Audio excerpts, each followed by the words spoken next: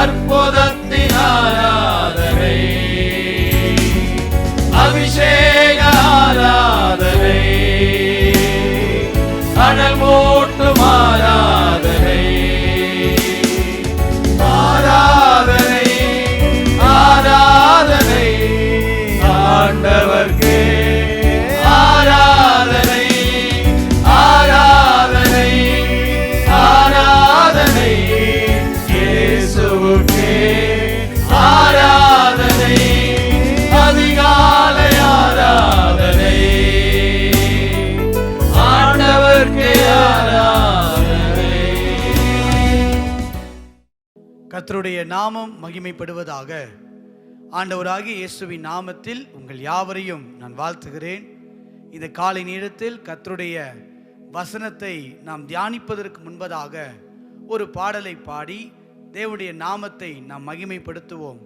நமக்கு தெரிந்த பாடல், நான் நேசிக்கும் தேவன் அவர் இயேசு என்ற பாடலை நாம் கரங்கள் தட்டி உற்சாகத்தோடு பாடலாம். அவர் இன்றும் ஜீவிக்கிறார், அவர் மாறாதவர் என்ற பாடலை கரங்கள் தட்டி சந்தோஷமாய் பாடுவோம்.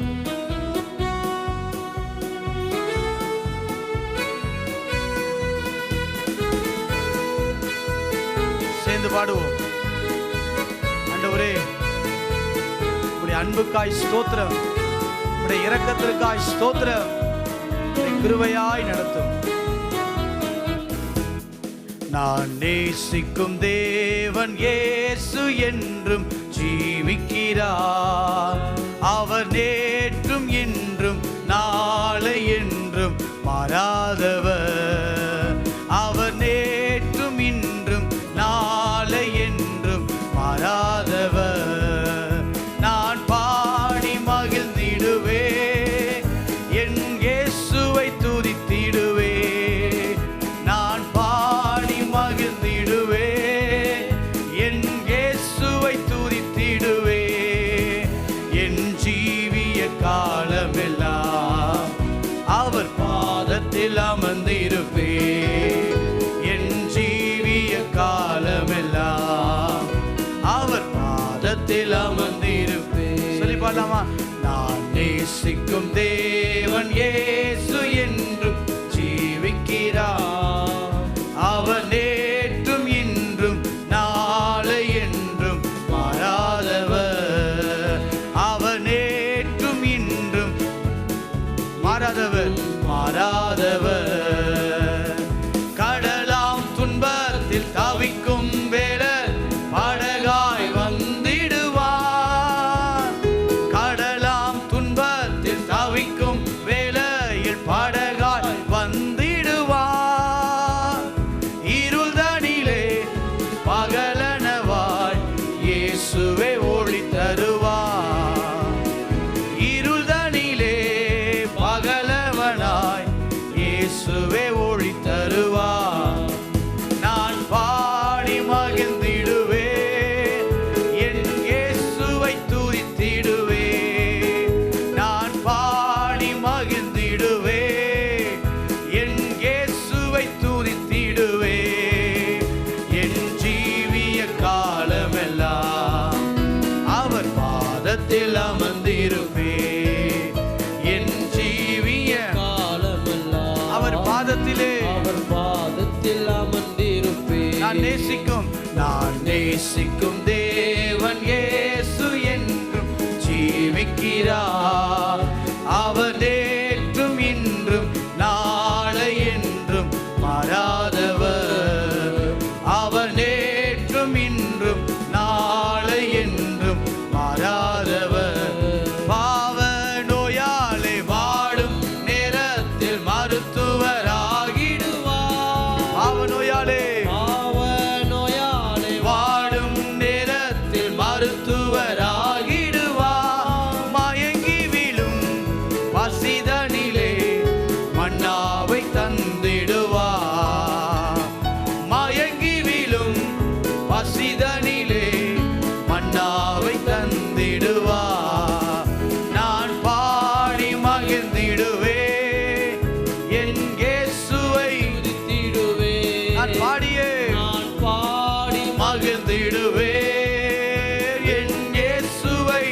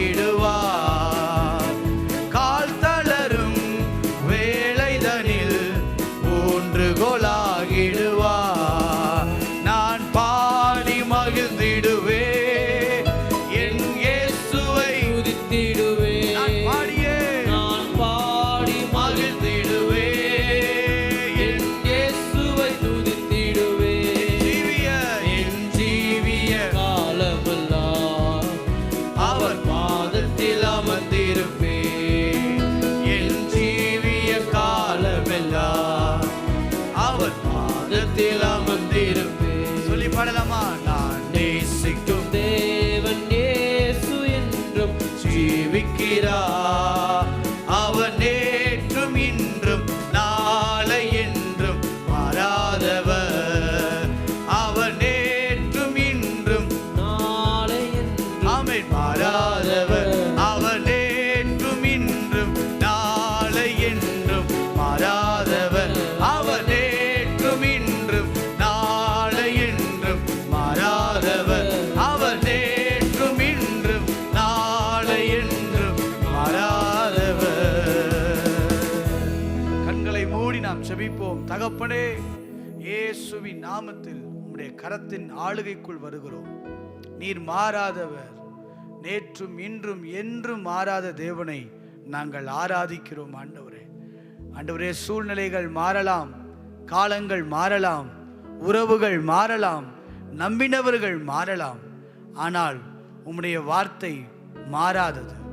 நீர் மாறாதவர். ஆண்டவரே, உம்முடைய சமூகத்திலே எங்களை அர்ப்பணித்து நாங்கள் செபிக்கிறோம். நீர் எங்களுக்கு கொடுத்த வாக்குகள் மாறாது. நீர் எங்களுக்கு கொடுத்த ஆண்டவரே தயவு மாறாதது. நீர் எங்களுக்கு கொடுத்த இரக்கம் மாறாதது. நீர் எங்களுக்கு கொடுத்த உயர்வு மாறாதது. ஆண்டவரே, உம்முடைய கரத்தின் ஆளுகைக்குள் எங்கள் வாழ்க்கை, எங்கள் பிள்ளைகள், எங்கள் குடும்பம் எல்லாவற்றையும் அர்ப்பணித்து நாங்கள் செபிக்கிறோம். மாறாத உம்முடைய கரத்திலே நாங்கள் விழுந்து நிற்கிறோம். ஆண்டவரே, இந்த காலை நேரத்தில் எங்களோடு பேசும், எங்களோடு இடைபடும் உம்முடைய நல்ல வார்த்தைகளை எங்களுக்கு தந்து எங்கள் வாழ்க்கையில பலப்படுத்தி எங்களை நடத்தும்படியாய் நாங்கள் செபிக்கிறோம். உம்முடைய வார்த்தை எங்களுக்கு கடந்து வரட்டும். இயேசுவின் நாமத்தில் செபிக்கிறோம் நல்ல பிதாவே. ஆமேன், ஆமேன். அல்லேலூயா. கர்த்தர் நல்லவர். தொடர்ந்து தேவன் எண்ணுகிறார் என்கிற தலைப்பின் வாயிலாக கர்த்தருடைய வசனத்தை நாம் தொடர்ந்து தியானித்து கொண்டே வருகிறோம். தேவன் நம்மோடு பேசிக்கொண்டே வருகிறார். ஒவ்வொரு நாளும் காலையிலே இப்படிப்பட்ட சத்தங்களை, தேவனுடைய வசனங்களை நாம் தியானிக்கும் போது அது நமக்கு இன்பமும் அது நமக்கு ஔஷதமுமாய் இருக்கும். நம்முடைய வாழ்க்கையில் எந்த பலவீனத்தோடு இருந்தாலும் கர்த்தருடைய வசனத்தை நாம் கேட்கும்போது நம்முடைய வாழ்க்கையில் 100 மடங்கு பலத்தையும் ஆசீர்வாதத்தையும் அது நிச்சயமாய் கொண்டு வரும். இந்த காலை நேரத்திலும் அதே தலைப்பின் கீழாக கர்த்தருடைய வசனத்தை நாம் தியானிக்கலாம். தேவன் எண்ணுகிறார். எபிரேயர் 4வது அதிகாரம் 13வது வசனத்தை நாம் வாசிக்க கேட்போம். எபிரேயர் 4வது அதிகாரம் 13வது வசனம். அவருடைய பார்வைக்கு மறைவான சிருஷ்டி ஒன்றுமில்லை, ஒன்றுமில்லை, சகலமும் அவருடைய கண்களுக்கு முன்பாக நிர்வாணமாயும் வெளியரங்கமாயும் இருக்கிறது. வெளியரங்கமுமாய் இருக்கிறது. அவருக்கே நாம் கணக்கு ஒப்புவிக்க வேண்டும். இந்த உலகத்திலே வேறு யாருக்கும் நாம் கணக்கு ஒப்புவித்தாலும் ஒப்புவிக்காமல் போனாலும் சரி, யாரிடத்திலே நம்முடைய கணக்குகள் கொடுக்காமல் இருந்தாலும் சரி, ஆனால் ஒன்று, அவருடைய வருகையிலே நாம் அவருக்கு, நம்மை படைத்தவருக்கு, நம்மை சிருஷ்டித்தவருக்கு நாம் கணக்கை ஒப்புவித்துதான் ஆக வேண்டும். ஏனென்றால் அவர் எல்லாவற்றையும் எண்ணுகிறார், அவர் எல்லாவற்றையும் கணக்கிலே வைத்திருக்கிறார் என்று வேதம் மிக தெளிவாய் நமக்கு போதிக்கிறது. அவர் வருகையிலே நாம் நிச்சயமாய் கணக்கு ஒப்புவிக்க வேண்டும். ஏனென்றால் வேதம் சொல்லுகிறது, நான் வரும்போது அவனவன் கிரியைக்கு தக்க பலன் என்னோடே கூட வருகிறது. அப்படியானால் நம்முடைய கிரியைகளுக்கு தக்க பலனோடு அவர் வருகிறார். அவர் வருகைக்கு ஆயத்தமாய், அவர் வருகையை எதிர்பார்த்து கொண்டிருக்கிற நம்முடைய வாழ்க்கையில் நாம் அறிந்து கொள்ள வேண்டிய, தெரிந்து கொள்ள வேண்டிய, எப்போதும் நினைத்திருக்க வேண்டிய ஒரு விஷயம், நாம் கணக்கு கொடுக்க வேண்டும். அவர் வரும்போது இந்த உலகத்திலே அவர் நம்மை இரட்சித்த நாள் முதல் நம்முடைய வாழ்க்கையில் நடந்த ஒவ்வொரு காரியத்தையும், ஜெபித்ததா இருக்கலாம், தேவனுக்காய் உழைத்ததா இருக்கலாம், எந்த காரியமாக இருந்தாலும் அவர் வருகையிலே நாம் கணக்கை சமர்ப்பித்துதான் ஆக வேண்டும். அதில் எந்த மாற்றமும் இல்லை. இந்த காலை நேரத்திலும் கடந்த நாட்களில் 2 காரியங்களில் தேவன் அவர் எண்ணுகிறார், கணக்கிலே வைக்கிறார் என்பதை நாம் பார்த்தோம். முதலாவதாக யோபு 31:4 பார்த்தோம், அவர் என் நடைகளை எண்ணுகிறார். அப்படி என்றால் நம்முடைய வாழ்க்கையிலே நம்முடைய எடுக்கிற முடிவுகள், நம்முடைய வாழ்க்கையினுடைய வழிமுறைகள் எல்லாவற்றையும் அவர் பார்த்து நம்முடைய நடைகளை அவர் எண்ணுகிறார். நம்முடைய வாழ்க்கையிலே நாம் நடக்கிற காரியத்தில் அவருக்கு நாம் கணக்கு கொடுக்க வேண்டும். அவர் அதை எண்ணி வைத்திருக்கிறார். நம்முடைய பாதங்கள் எத்தனை ஸ்டெப்ஸ் வைக்கிறது என்பதை இந்த நாட்களில் சில கருவிகள் மூலமாய் கண்டுபிடிக்கிறாங்க. கையில் வாட்ச் கட்டிட்டு எத்தனை தூரம் நடக்கிறாங்களோ அந்த ஸ்டெப்ஸை கவுண்ட் பண்ணுறாங்க. ஒரு மனிதனுடைய மூளையே இந்த அளவுக்கு கண்டுபிடிக்க முடியுமானால் நம்மை சிருஷ்டித்தவர், நம்மை நன்கு அறிந்தவர், நம்முடைய நடைகளை அவர் எண்ணுகிறார். முதல் கருத்தாக நம்ம பார்த்தோம், நம்முடைய நடைகள் என்றால் வாழ்க்கை. நம்முடைய வாழ்க்கையில் இருக்கிற வழிமுறைகளை பார்த்து அவர் சொல்லுகிறார், அவர் எண்ணுகிறார். இரண்டாவதாக நம்ம வேதத்திலே நம்ம பார்த்து தியானித்தோம். சங்கீதங்களிலே 56வது சங்கீதம் 8வது வசனத்தை நாம் வாசிக்கும் போது நம்முடைய கண்ணீரை அவர் எண்ணுகிறார். கணக்கில் அல்லவோ இருக்கிறது என்று வேதத்திலே வாசித்தோம். என் அலைச்சல்களை தேவரீர் எண்ணி இருக்கிறீர். என் கண்ணீரை உம்முடைய துருத்தியில் வையும், அவைகள் உம்முடைய கணக்கில் அல்லவோ இருக்கிறது. அப்படின்னா நம்முடைய கண்ணீரை அவர் வைத்திருக்கிற துருத்தியில் சேர்த்து வைத்திருக்கிறார். இன்றைக்கு நாம் எதற்காக கண்ணீர் வடித்து கொண்டிருக்கிறோம் அது தேவையில்லை. ஆனால் எதற்கெல்லாம் நாம் கண்ணீர் வடித்தோமோ அதையெல்லாம் இந்த உலகம் மறந்து போகலாம், அல்லது கண்ணீர் காய்ந்து போகலாம், அல்லது நம்முடைய நண்பர்கள் மறந்து போகலாம். கண்ணீர் வடித்த நாமே சில நேரங்களில் அதை மறந்து போயிருக்கலாம். ஆனால் எதற்கெல்லாம் நாம் கண்ணீர் வடித்தோமோ அதையெல்லாம் ஆண்டவர் பார்த்து நம்முடைய வாழ்க்கையில் அற்புதம் செய்ய அவர் வல்லமை உள்ளவர். 126ஆம் சங்கீதம் 5வது வசனம் இப்படியாக சொல்லுகிறது. வாசிக்கலாமா? 126ஆம் சங்கீதம் 5வது வசனம். கண்ணீரோடே விதைக்கிறார்கள், கண்ணீரோடே விதைக்கிறவர்கள் கம்பீரத்தோடே அறுப்பார்கள், கம்பீரத்தோடே அறுப்பார்கள். அப்ப கண்ணீரோடு நம்ம விதைக்கிற காரியத்தில் கம்பீரமாய் அறுக்கத்தக்க வகையில் தேவன் நம்மை ஆசிர்வதிக்க அவர் வல்லமை உள்ளவர்.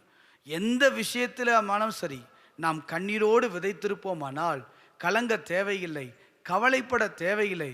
ஒரு விவசாயி அநேக காரியங்களை விதைக்கிறான். சில விவசாயிகள் பார்த்தா கண்ணீரோடு விதைப்பாங்க.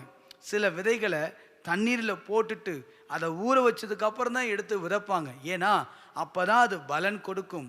அதே போல சில நேரங்களில் நம்முடைய வாழ்க்கையில் கண்ணீரோடு நாம் எதை விதைத்திருந்தாலும் சரி, ஒரு ஊழியமாய் இருக்கலாம், ஒரு ஜெபமாய் இருக்கலாம், ஒரு தேவைக்காக நாம் எதிர்பார்த்து ஆண்டவருடைய சமூகத்தில் ஜெபித்த காரியமாய் இருக்கலாம், எதற்காய் இருந்தாலும் கண்ணீரோடு விதைத்த நம்மை கம்பீரத்தோடு அறுப்பதற்கு கர்த்தர் நினைவு கூறுகிறார்.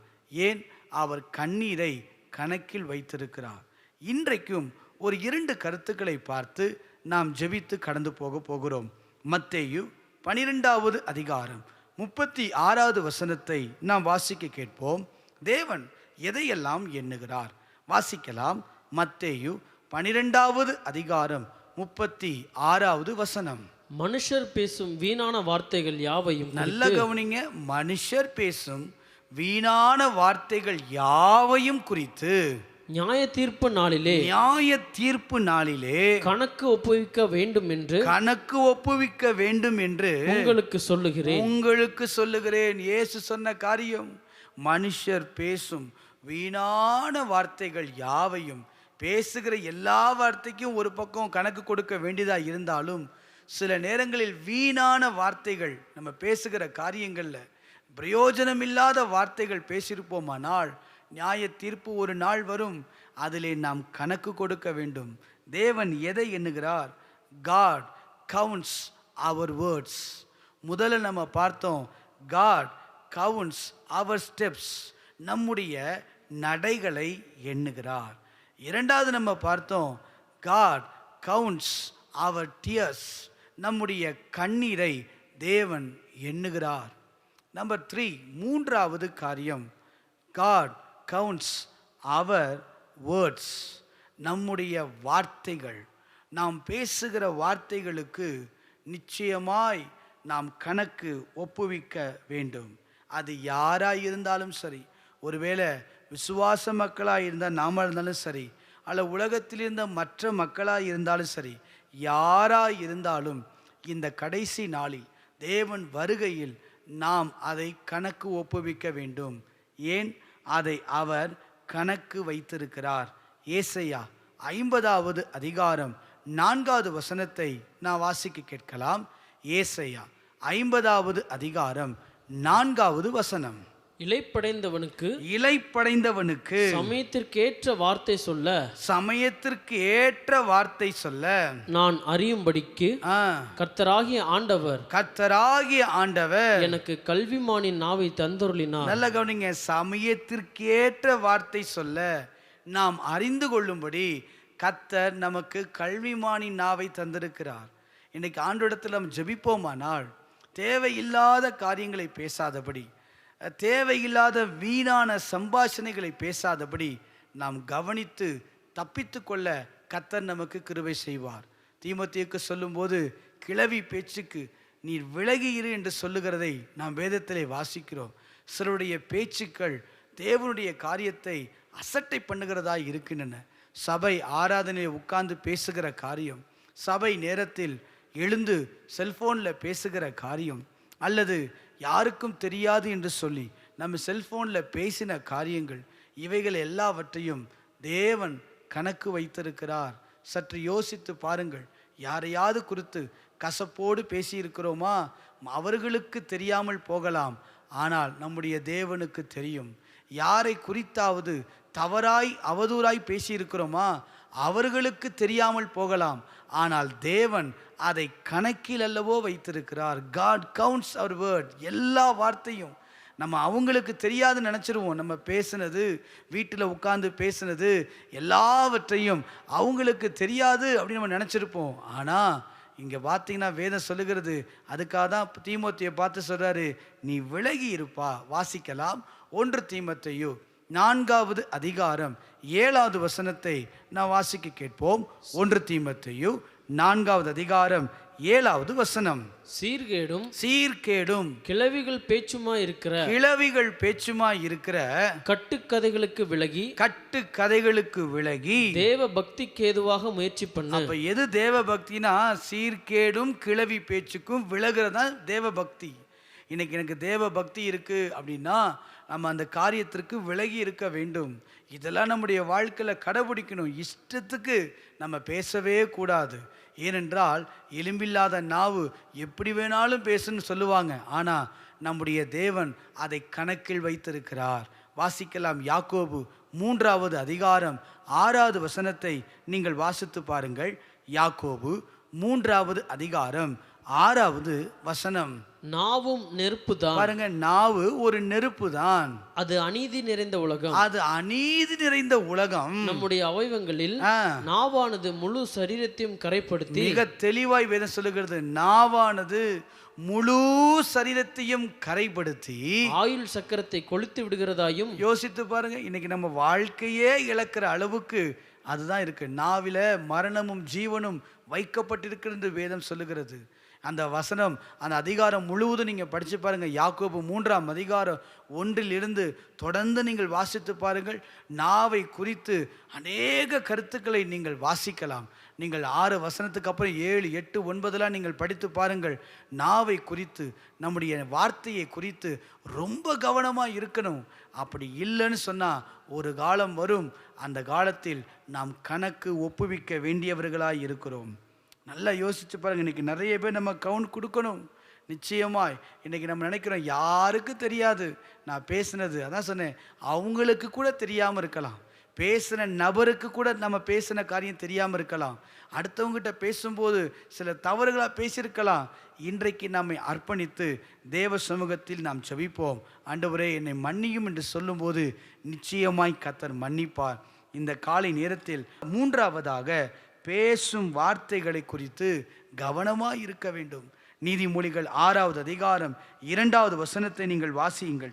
நீதிமொழிகள் 6வது அதிகாரம் 2வது வசனத்தை நான் வாசிக்க கேட்போம். நீ உன் வாய்மொழிகளால் சிக்குண்டாய். பாருங்க, நீ உன் வாய்மொழிகளால் சிக்குண்டாய், உன் வாயின் வார்த்தைகளால் பிடிபட்டாய். இதுதான் இன்னைக்கு நம்ம பிடிபட்டதுக்கு நம்ம வாழ்க்கை நிறைய பிரச்சனைகளை நாம் சந்தித்ததற்கு, நம்முடைய வாழ்க்கை நிறைய போராட்டங்களை சந்தித்ததற்கு காரணம் என்னவென்றால் நம்முடைய நாவு தான். அடிக்கடி எங்கள் ஊழியர் சொல்லுவார், அநேகர் நம்ம பேரை கெடுத்ததை விட நாம தான் பேசி பேசி நம்முடைய பேரை கெடுத்துட்டோன்னு சொல்லுவாங்க. அதே உண்மைதான். நாம் பேசின காரியங்கள், நம்மை குறித்த நல்ல எண்ணங்களை அவர்கள் வாழ்க்கையிலேருந்து எடுத்து போய்விடும். நல்லா கவனிங்க. பேசும்போது நல்லா கேட்டு கவனிக்கிறவங்க, அடுத்தவங்களை பற்றி பேசும்போது நல்லா உட்காந்து சொல்லுங்கன்னு கேட்குறவங்க, நம்ம பேசி முடித்ததுக்கப்புறம் நம்மை பற்றியே குறை பேச 1000 காரியங்கள் பேசுவாங்க. இதெல்லாம் இல்லாதபடி நாம் கவனமாக இருக்க வேண்டும். எப்பொழுதும் தேவபக்திக்கான காரியங்களை பேச வேண்டும். சீர்கேடும் கிளவி பேச்சுகளுக்கும் விலகி நின்று எப்போதும் கேலி கிண்டல் பேச்சுகளெல்லாம் விட்டுட்டு தேவ பக்திக்கான ஒரு முயற்சியை நாம் எழுப்போமானால் வருகையிலே நாம் ஆயத்தமுள்ளவர்களாய் மாற முடியும்.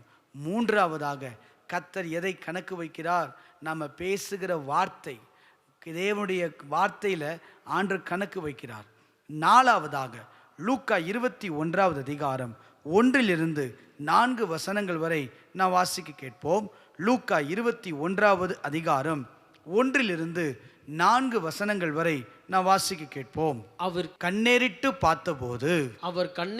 பார்த்தபோது ஐஸ்வர்யவான்கள் காணிக்கை பெட்டியிலே தங்கள் காணிக்கைகளை போடுகிறதை கண்டார்.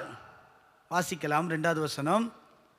ஒரு ஏழை விதவை, பாருங்க, ஒரு ஏழை விதவை அதிலே 2 காசை போடுகிறதையும் கண்டு 2 காசு போடுகிறதை கண்டு இந்த ஏழை விதவை, இயேசு சொல்றாரு பாருங்க, இந்த ஏழை விதவை மற்ற எல்லாரை பார்க்கிலும் அதிகமாக போட்டாள் என்று உங்களுக்கு மெய்யாகவே சொல்லுகிறேன். வாசிக்கலாம். அவர்கள் எல்லாரும் தங்கள் பரிபூரணத்திலிருந்து எடுத்து தேவனுக்கென்று காணிக்கை போட்டார்கள்.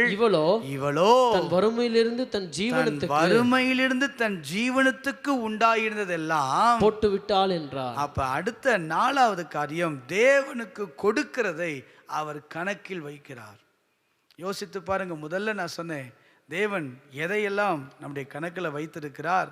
முதல்ல கருத்து நம்ம பார்த்தோம், நம்ம வாழ்க்கையில தேவன் எதை கணக்கில் வைக்கிறார்? நடைகளை கணக்கு வைக்கிறார்.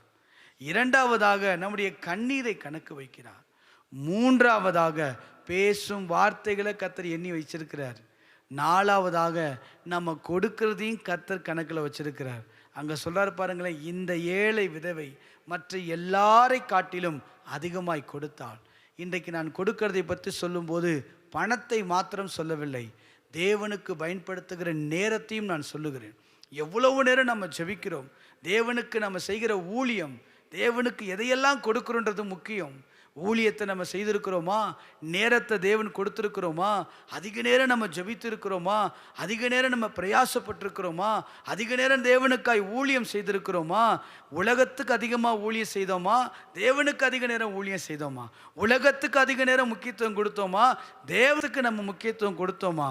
இன்னைக்கு தேவன் நம்ம நேரத்தை எதிர்பார்க்கிறார். நம்முடைய வாழ்க்கையில் கொடுக்கறதுனா காசு மட்டும் அல்ல, பணத்தை மட்டும் அங்கே முக்கியப்படுத்தி சொல்லலை, எல்லாவற்றையும். அந்த ஏழையாக இருந்தாலும் அவளுக்குள்ளே இருந்த எண்ணம் தேவனுக்கு கொடுக்கணும் என்கிற அந்த முன்னாடி வந்த அந்த மனசு தான். இன்றைக்கி இந்த காலை நேரத்தில் அந்த மனது நம்மக்கிட்ட இருக்கான்னு யோசித்து பாருங்கள். எனக்கு எத்தனையோ வேலைகள் இருந்தாலும், எத்தனையோ காரியங்கள் இருந்தாலும் தேவனை மறந்து விட்டு நாம் ஓடிக்கொண்டு இருக்கிறோம். தேவனுக்கு நேரத்தை கொடுப்பதில்லை, தேவனுக்கு காலத்தை கொடுப்பதில்லை, தேவனோடு உறவு கொள்வதில் விருப்பமில்லை. சபைக்கு வருவதற்கே சில பேர் நேரம் கொடுக்கறதில்லை, ஆராதிப்பதற்கு நேரமில்லை. ஒரு காலத்தில் என்னை உயர்த்தும் ஆண்டவரே, என்னை மேன்மைப்படுத்தும் ஆண்டவரே என்று சொல்லி தேவ சமூகத்திலேயே விழுந்து கடந்தவர்கள், அவர்களை தேவன் உயர்த்தின பிற்பாடு, தேவன் மேன்மைப்படுத்தின பிற்பாடு அவர்கள் வாழ்க்கையில் அந்த காரியங்கள் முற்றிலுமாய் மாறிவிட்டன. இன்றைக்கு தேவனுக்கு கொடுக்கறதுக்கு நேரமே இல்லாத அளவுக்கு போய்விட்டார்கள். இன்றைக்கு தேவனுக்கு எதை கொடுக்கிறோம்? ஏற்ற நேரத்தில் தேவன் விரும்புகிறதை நாம் செய்யும்போது அதை தேவன் ஆசீர்வதிக்கிறார். நீங்கள் வாசித்து பார்ப்பீர்களானால் அநேக கருத்துக்களை நான் சொல்ல முடியும். 5 அப்பம் 2 மீன் தேவைப்பட்டது. தேவையான நேரத்தில் அந்த ஏழை பையன் அவன் எடுத்து கொடுத்தான். இங்கே ஒரு பையன் இருக்கான்ப்பா, அவங்கிட்ட இருக்கு. அவன் கொடுத்த உடனே கர்த்தர் அந்த மகனை ஆசீர்வதித்தார். மீதியான கூடைகள் 12 கூடைகள் எடுத்தார்கள். நான் நினைக்கிறேன் அத்தனை கூடையும் 12 சீஷர் தலையிலையும் வச்சு நேராக கொண்டு போய் அந்த பையன் வீட்டில் கொடுத்துட்டுவான்னு சொல்லியிருக்கணும். நான் நினைக்கிறேன், கற்பனையாக யோசித்து பாருங்க. தேவனுக்கு நாம் கொடுக்கும்போது நம்மிடத்தில் இருக்கிறத ஒன்றும் இல்லை, அதுக்கப்புறம் அந்த பையன் சாப்பிட்றதுக்கு ஒன்றும் இல்லை, இருந்தாலும் அந்த கொடுப்பதற்கு அந்த பையனுக்கு மனது வந்தது. தேவனுக்கு நாம் நேரத்தை கொடுக்க வேண்டும். அநேக வேலைகள் இருந்தாலும், அநேக கடமைகள் இருந்தாலும், தேவனுக்கென்று கொடுக்க வேண்டிய நேரத்தை நாம் தேவனுக்குன்னு கொடுக்கும்போது நிச்சயமாய் தேவன் நம்மை ஆசீர்வதிக்க அவர் வல்லமை உள்ளவர். எபிரேயர் 6வது அதிகாரம் 10வது வசனத்தை நீங்கள் வாசித்து பாருங்கள். எபிரேயர் 6வது அதிகாரம் 10வது வசனத்தை நாம் வாசிப்போம்.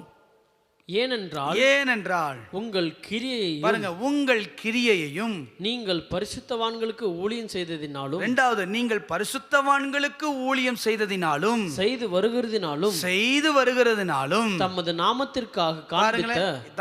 நாமத்திற்கு காண்பித்த அன்புள்ள பிரயாசத்தையும் மறந்து விடுகிறதற்கு தேவன் அநீதி உள்ளவர். அவர் மறந்து விடுகிற தேவன் அல்ல, கணக்குல வச்சிருப்பாரு.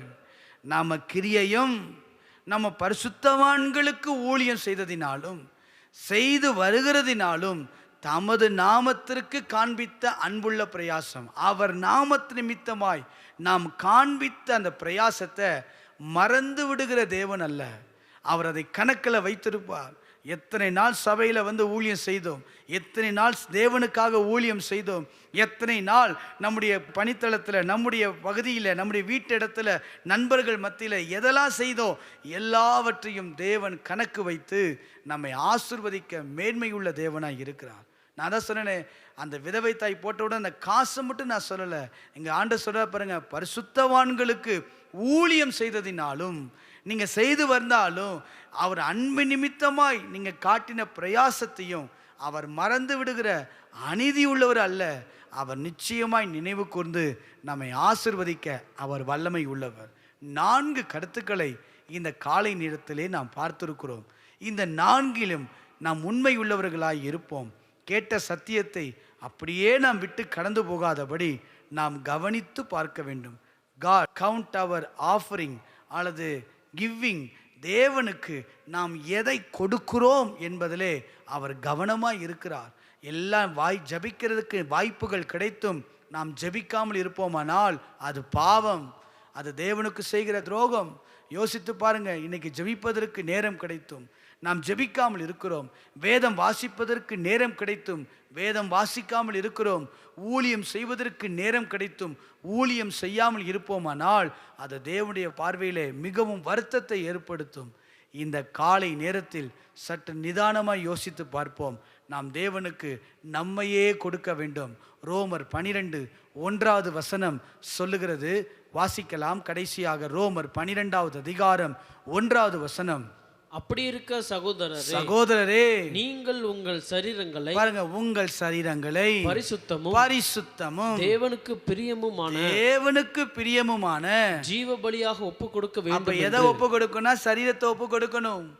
பரிசுத்தமாய் காத்துக்கொண்டு தேவ சமூகத்தில் நம்மை இப்படியெல்லாம் அர்ப்பணித்து ஜெபிக்கும் போது கர்த்தர் நம்மை ஆசீர்வதிக்க அவர் வல்லமை உள்ளவர். கண்களை மூடி நாம் ஜெபிப்போம். இந்த காலை நேரத்தில் கேட்ட இந்த 4 வார்த்தையின்படி கர்த்தர் நம்மை ஆசீர்வதிப்பாராக. தகப்பனே, இந்த காலை நேரத்தில் உம்முடைய சமூகத்தை நோக்கி நாங்கள் பார்க்கிறோம். எங்களுக்கு கிருபையை தாரும், எங்களுக்கு கிருபையை தாரும், எங்களுக்கு கிருபையை தாரும். தேவன் எண்ணுகிறார். மீண்டும் சொல்லுகிறேன், அவரிடத்தில் மறைவானது ஒன்றுமில்லை. அவரிடத்தில் மறைக்க வைத்து எந்த காரியத்தையும் நம்மளால முடியாது. எல்லாம் வெளியரங்கமாய் இருக்கின்றன, எல்லாம் நிர்வாணமாய் இருக்கின்றன. இந்த காலை நேரத்தில் சொல்லுங்க, ஆண்டவரே, என் இருதயத்தை பார்க்கிற தேவன், என் இருதயத்தை ஆராய்ந்து அறிந்து கொள்ளும் என்று சங்கீதக்காரன் செபிக்கிறான்.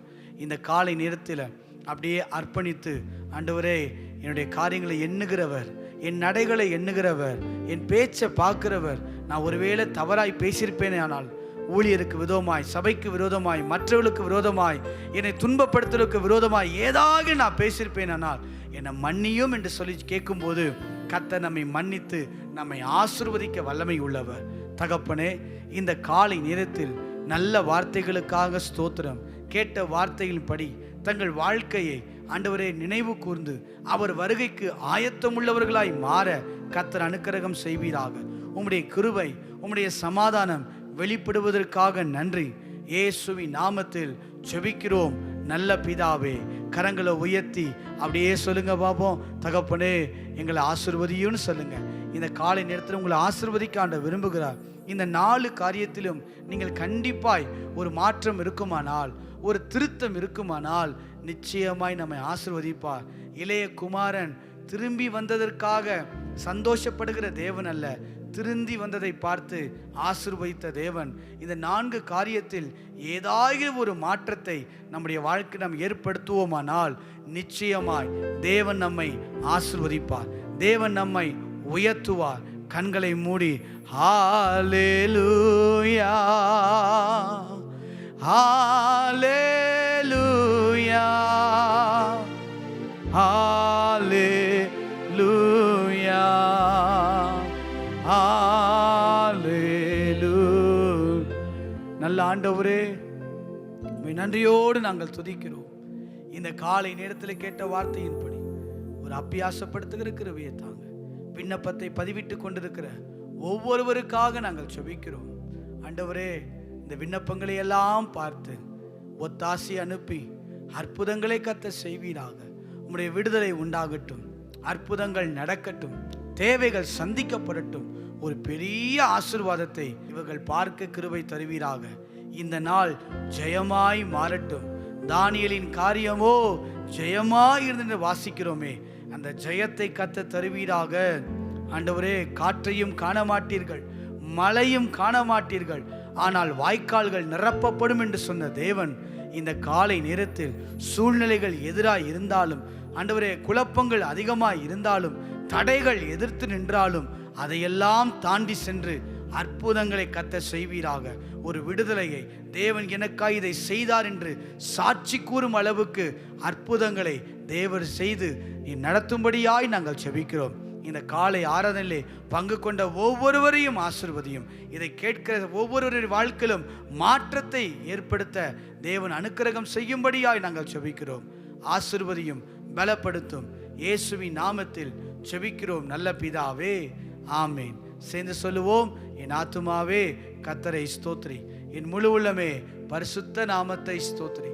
என் ஆத்துமாவே கர்த்தரை ஸ்தோத்திரி, அவர் செய்த சகல உபகாரங்களையும் மறவாதே. ஆமேன், ஆமேன்.